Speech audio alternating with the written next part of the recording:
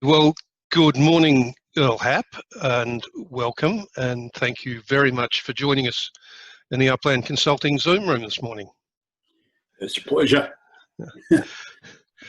Erl, your name is almost synonymous with winemaking, and particularly pioneering winemaking in the Margaret River region.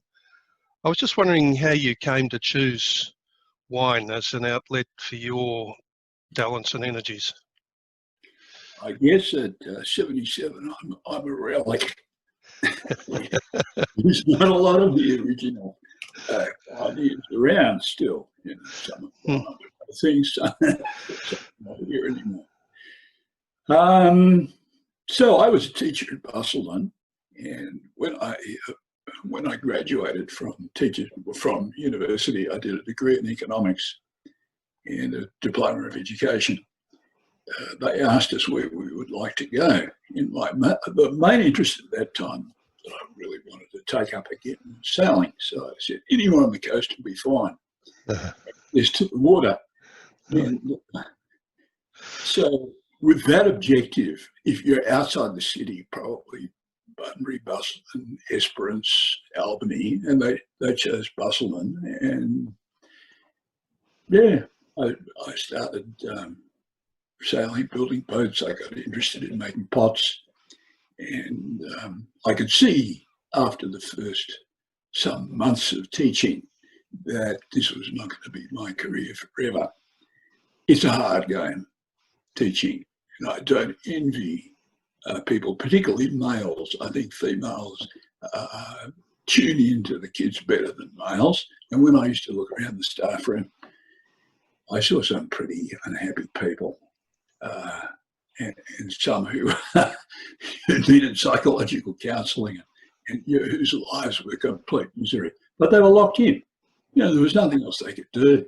And I suppose, so I decided that I had to do something else. I've always been keen on carpentry and doing things with my hands. So I'd had a long interest in pottery. So and there were people in Busselton who were accomplished and had wonderful libraries and the gear and the minerals. And there were great examples internationally of people who'd taken this up as a form of artistic endeavour. People like Bernard Lynch his name was on the tip of my tongue in Japan, but I've forgotten. And so I took this up, and I have this intention always to go back to the source, to look at the raw materials and come from there.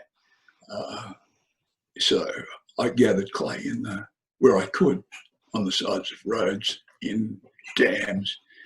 I spoke to the local spring maker who used diesel oil to fire his spring bending and tempering apparatus.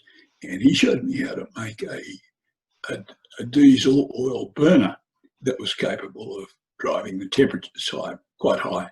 I experimented making kilns. I did the whole lot myself because, you know, I didn't have a lot of money. And if you're doing it this way rather than buying it off the shelf, the commitments are not great. And if the thing fails, there's not a great deal lost. And I guess I approached winemaking and grape growing with the same attitude that so the interesting thing was that John Gladstone had pointed out that Margaret River had the climate which approximated a great year in Bordeaux. So, you know, anybody who drank wine knew that Bordeaux made some very expensive wine.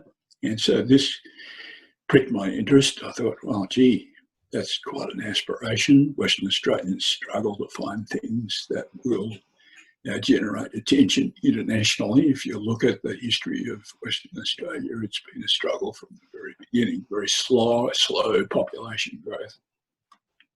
And so I started by planting a few vines in the block next door, which happened to be owned by my uncle. And he bought it because I needed to expand my clay making apparatus. And this was on the beach in Vass. And people who arrived at my pottery who were in the wine trade, one of them had been to Vietnam with my brother. He was chief judge of the Royal Show, and he had a mate who ran a liquor store. And so they said, oh, yeah, you can make your own wine. It's easy. And so the make your own fella who starts from raw materials pricked up his ears and said, well, let's give this a go. So, flagons were available at the time. We had sultanas in the back garden, and that gave rise to the first undrinkable wine. I learned a lot in the process, just as I'd learned in gathering clay about what you need to construct pots. It's not just a question of plasticity. You've got to have enough flux in the clay to create glass that makes it strong and reduces the porosity. So the whole thing shrinks in the kiln, but it becomes glass-like, and it can be very low porosity, means it holds water and you don't get a ring of water at the base of a vase. And so these little technical problems you solve as you go along. And so I approached winemaking in the same way. I started looking for land. I thought I'd have to move the pottery eventually because it was in a residential zoned area, albeit, right on the beachfront, Geograph Bay Road. Great for holiday makers. Busselman was full of caravan parks. And so summer and any school holidays, the place would just be rocking. People looking around for things to see and do. And so we built our first house, and after 8 years, we paid it off. And when we sold it, it was worth, I think, 4 times what we outlaid. That gave us a bit of a nest egg to start looking at land and building something. I'd always been interested in building in mud brick because I'd seen this happening in Forestfield when I was in my late teenage years, and I was fascinated with the prospect of being able to pull material out of the ground, frame it into a brick, put it into a wall, render it, and create a wall for very little. If you're the do-it-yourself type who wants minimum, who can spend his labour relentlessly and unremittingly and go to bed absolutely exhausted, but happy that he hadn't spent too many scarce dollars. So that appealed to me. And yeah, go on. Sorry, I was just going to ask you, the wall behind you is your own mud brick then? Is that what we're seeing there? Yeah, I guess so. Yeah, that's it. Yeah, right. Yeah. Okay, good. Yeah. So please go on. I'm hearing, I guess, a really artisanal approach to winemaking as an expression of yourself where you would be involved in every step of the process. Is that right? That's right, but it's also very much an expression of the environment, because what you see in the glass is the result of the climate, and particularly the ripening regime. This was the great thing that John Gladstone's emphasised when he wrote his book, Viticulture and Environment. He focused on that last month, where you go from something that's hard and green and photosynthesizing to something that's full of sugar, aromatic, and full of flavour. So the environment is all important. The next most important thing is how you actually set up to grow the plant, the structure you grow it on, how far apart the rows are. I learned that, going back 200 years, when Busby, the fella from New South Wales, who had this idea of every Australian homestead having an arbour of grapevines, and they would make their own wine. He set out to find the grape varieties that would make this possible. So he went right through Europe, starting in Spain and going up into France and Germany, collecting cuttings. And he brought them back to Australia, wrapped in moss, had to get over the equator, had to be kept moist. And so that gave rise to, made possible the Australian wine industry, I guess. So at that time in Burgundy, vines were planted 15 inches apart in every direction, and they were cultivated with a hoe. He documents that in his very interesting book that he wrote. He wrote one book about his trip and another about how you go about planting and making wine. So then with agrarian and industrial revolutions, people got access to power, and I guess the first power was the horse, and vineyards looked at how they should plant their vines, and they thought that if they could keep the weeds at bay, if they put the vines in rows and took a horse and ploughed down the row to get rid of the weeds, and because it's a summer growing plant and there's no rain in summer, you do need to conserve moisture to enable the plant to get through. And irrigation has always been something that they avoid in Europe. They plant on the worst ground, the worst slopes, and they don't irrigate. And they find that gives the best result. So this is one of the things you've got to consider. So if you're going to use a tractor, and the United States being the place where people really got going with machinery in a big way, vineyards came to be planted with rows 14 feet apart and vertical canopies. The result of that is that all the leaves are buried under the outside leaves, and all of the shoots that you would have had per hectare are cramped into a very narrow space, and they shade each other out, and the productivity falls away dramatically.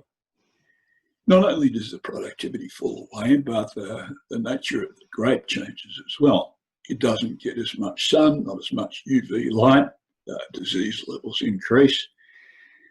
It doesn't develop as much tannin and colour. That's important for the reds. There's a direct relationship between colour and tannin and longevity. So these are important decisions as well. And you find this out by experience, in reading, and curiosity, and a determination to solve the problem, and to do it in a way that's more satisfactory than the guy down the street, to give you an edge. Yep. And the next thing is, okay, once you've done that sort of thing, you've considered how you're going to grow the grape. You've got to consider what you grow. When the industry was first set up, the Department of Agriculture simply said there are only two quality varieties that you should consider. One's Rhine Riesling, and the other one's Cabernet Sauvignon. And Rhine Riesling failed. Yep. And we acquired a few more Bordeaux varieties, but there is a tendency. It's a very imitative, narrow-minded industry, in my view. We tend to want to produce the wines that Europeans, Englishmen in particular, have enjoyed back at home, and they come from certain grape varieties grown in France, and so we'll plant and try and do the same thing, perhaps with the night of selling in the UK market, or because Australia is such an Anglified place. And what do you say? Anglo, anyway, it has been in the past. So English, sorry, this is where the market is. But you can cast a much wider net. There are actually 2,000 or 3,000 grape varieties that you could look at that you'll find between Georgia and Russia and down into the Arab countries and across to Portugal. And each country, like in Italy, there's many local varieties. And in one place they'll be called one name, and down the street they'll have another name. And that sort of thing has only been capable of being untangled when we can look at the genetic structure, which is impossible. Yeah. So, look, I think probably the best thing the French wine industry ever did for us was to get the EU to stop Australians from calling their wines Chablis and Claret and Burgundy and crap like that and That's get the honest logical about extension. Yeah, the logical extension of what you do. If you're an Australian and you choose an Australian identity, you've got to find a name that's local. Or better still, as the Americans did, they find a name which is unique and patentable, like, for instance, Coca-Cola. Okay, then you've got an edge. And then you can stand up on both legs and say, this is mine and it's come from here. So yes. we have a number of wines that we've named according to that philosophy. And we've got one label which deliberately, very assertively identifies and gives an Australian context because it uses Aboriginal art. As the main part of the label. If you look at the volume of paper that you need on a wine label, it's a great big label and a big fat bottle. And most of that is the art, and we try and acknowledge the artist on the label. Sure. As I see on your website, Huey Arwin gets a section to himself. The Aboriginal artist. Lots of, unfortunately, if you have this multitude of varieties and inquisitive about so many different wine styles and determined to express what the raw material can do, you finish up with a whole heap of different wines, and the wine writers look at you and think, where is the central tendency? And they think, wow, this guy hasn't read the books, he hasn't followed the directions. He's a complete maverick. He's unclassifiable. Yeah. Well, maverick's a good word, but I guess I'm hearing that one of the characteristics of the Happ's wine business today is a broad spread of varieties and quite a lot of experimentation and development of techniques with different varieties, and that was there from the very beginning. Am I right? That's right. Yeah, when we first planted in Dunsborough, we chose 3 red varieties, one of which was a complete no-no according to some of the leading lights in the industry, and that was called Shiraz. The other one was the newly available Merlot. There had been people who'd planted Malbec, but the clone that was available yielded one year and not the next. So, any grape guy will look at that a bit sideways and say, oh, I don't need that. But there are many varieties. One of my favourite wine styles comes from Grenache. It's grown in the south of France, a place called Châteauneuf-du-Pape. And lovely, aromatic, soft, flavoursome wine. And so when you see this produced in a relatively warm climate, which, by the way, we have, particularly in summer, you've got to ask yourself the question, can you grow this variety here? What will it express in this environment? Until you actually do it, you don't know. You wouldn't have a clue. You can compare your situation to anywhere else in the globe, and you're wasting your time because your situation is absolutely unique. Here we are at low latitudes, surrounded with an ocean to the south and to the west, and the further we go down into that southwest corner, the more maritime the climate is, and the cooler the ripening conditions are in autumn, the longer the growing season is. There's no place anywhere else in any other continent that has that array of conditions. It's absolutely unique.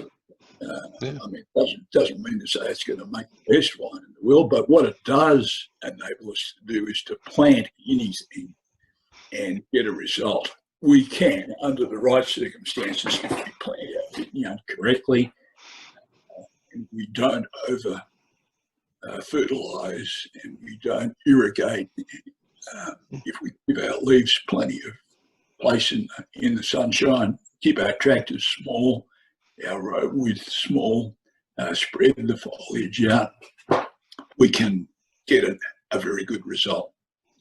Mm. So And that, by the way, sorry. is very different to what is done in Australian viticulture. It has the mechanical orientation developed in the eastern states, which is fine for the riverland and or the Barossa and so forth, but it doesn't get the best results here. If you adopt that textbook style of viticulture developed in Australia, particularly by the CSIRO, in Margaret River, you come to grief. You get a lot of green flavours, and that is, for me, has been one of the things I've struggled to eliminate. Green flavours go along with tannin and acid to make a wine taste hard.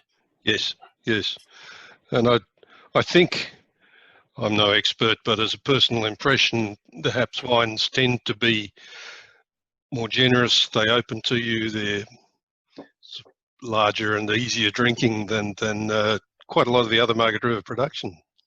Well, there's also a wine-making factor here. If you're trained in Australia, you're told to keep your pH down. In order to have a low pH, you must have high acidity. When you combine high acidity and high tannin in red, it's antagonistic to drinkability. So I'm constantly, winemakers become unconscious of this. It's like a cellar palette that is expressed across the nation because of exigencies of looking after wine in tanks through the summer. Keep the pH down, and there are fewer organisms that will attack it. Oxidation process is slower. You can get through a malolactic without getting the right organisms, the wrong organisms there. And winemaking is still not a perfected art. There's this yeast called Brettanomyces. If your original fermentation is incomplete and there's any trace of sugar left, and that wine sits around a tank, this yeast which is ubiquitous, it's everywhere in tiny amounts, it will grow and it will destroy the wine. Yep, sure.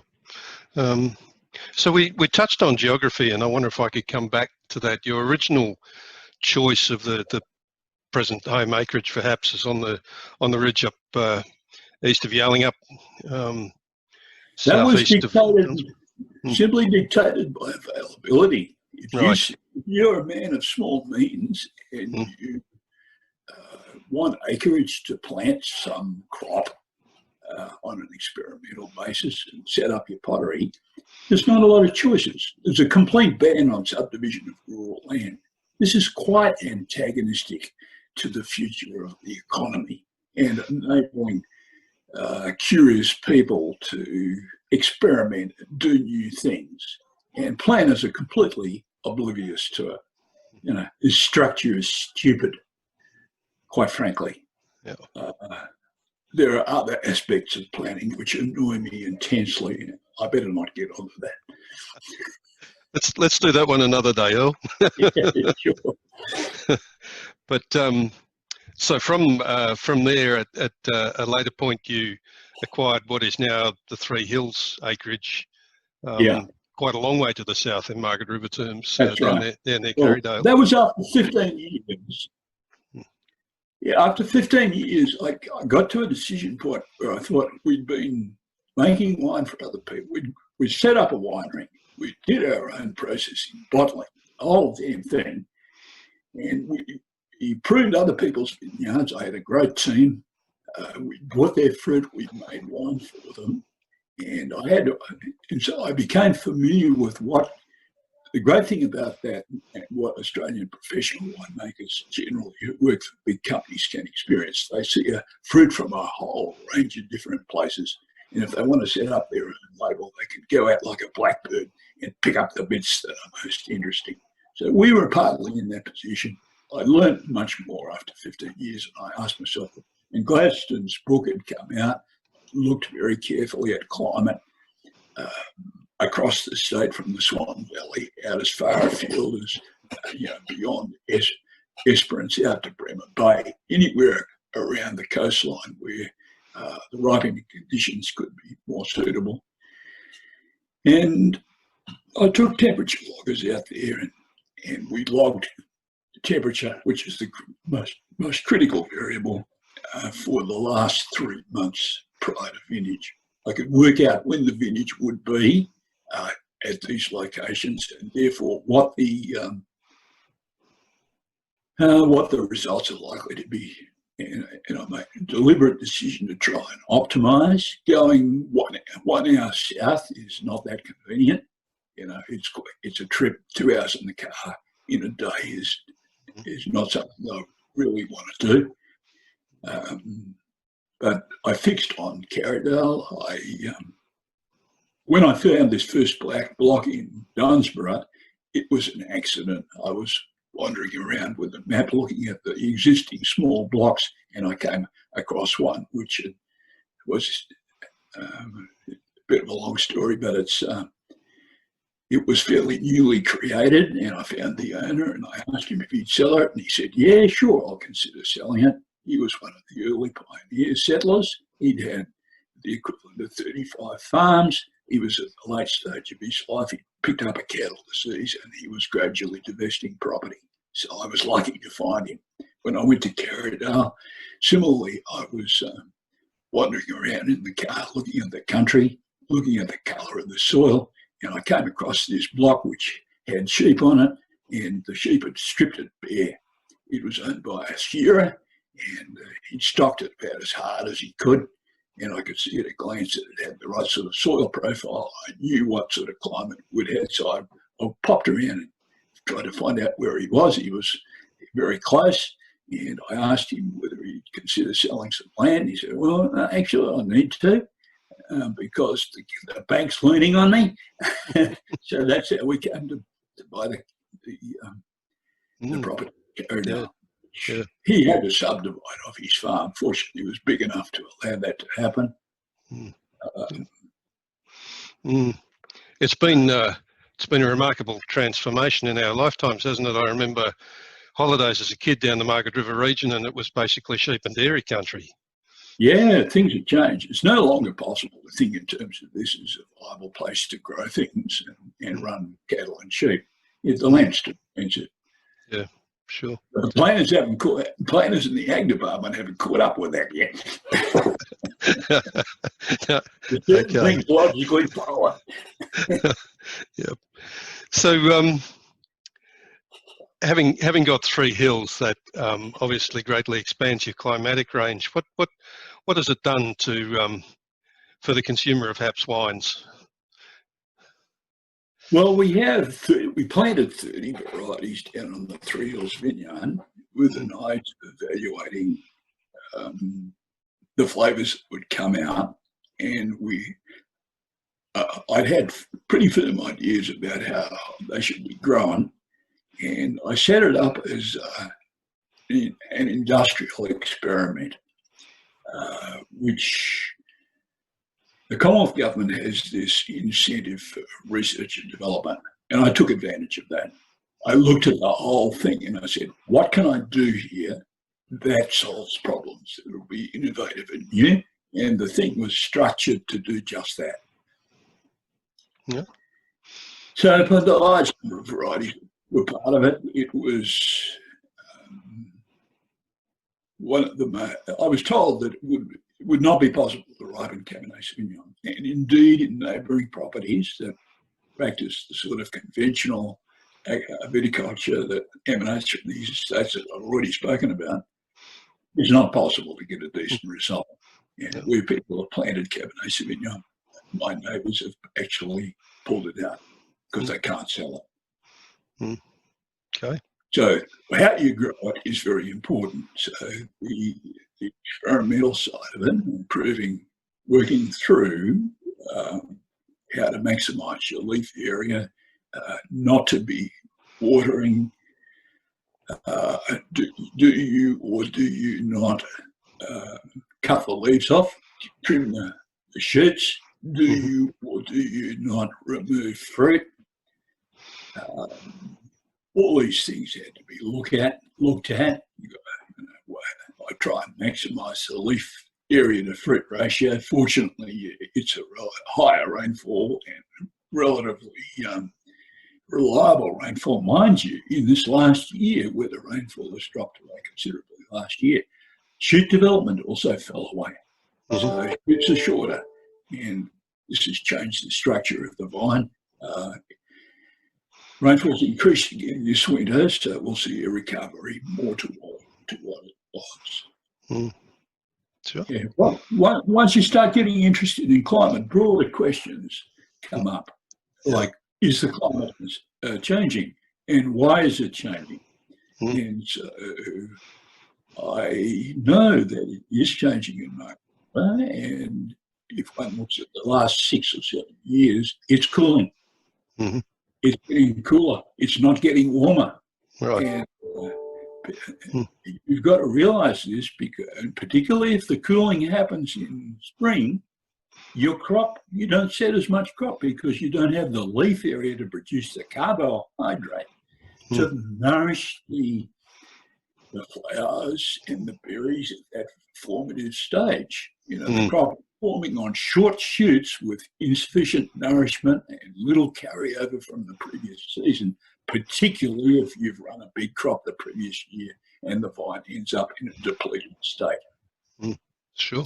Yeah, Earl, thank you very much for those insights. I mean, it's obvious talking to you that you're not only passionate, but you've spent a lot of time learning and experimenting and finding out about this business of producing wine. I guess it's an endlessly fascinating pursuit. The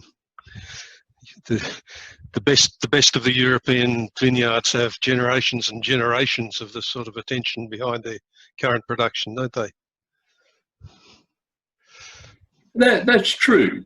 But for an individual restless identity such as me, the degree of interest, I transfer my attention to other things as other things become interesting, and hence the interest in, recent interest in affordable housing, planning matters, bushfire mitigation, all of which bear upon where you can put a house in this part of the world, who gets to live in a house, what income is necessary in order to sustain a mortgage, how big that mortgage can be, which addresses larger social questions. And that's more the interest I've had in the last 6 or 8 years. Yeah. But I've been forced to come back very hard towards viticulture, winemaking and presentation due to the COVID situation. Yep, sure. We're close this down 3 weeks. Yeah. Yes, it has been tough. Well, we're just about out of time today. We better have a conversation another day about those other more recent interests of yours. But Earl, thank you very much indeed for your time and for sharing these insights with us today. Got any kind of wrap-up words, I guess, on I'm thinking in terms of the Margaret River wine industry, Margaret's as a wine region. Got any parting thoughts on that? It's still early days. Yeah. A lot of experience necessary to get under the belt before we can say that we've cracked the nut in the most effective way. It needs inquiring minds.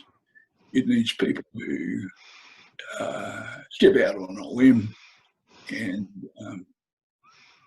think it through. Yeah. This is a very young part of the world. We're barely scratching the possibilities. Yep, for sure. Well, Earl, thank you very much. And look, congratulations on a full and interesting and unconventional life and all that you've achieved in the course of that. And all the best ongoing. Really appreciate you spending time with us this morning in the Zoom room. Thank you. Well, thanks for your interest. It's not commonly seen. Oh, well, that's good. We also aim to do things differently. Okay.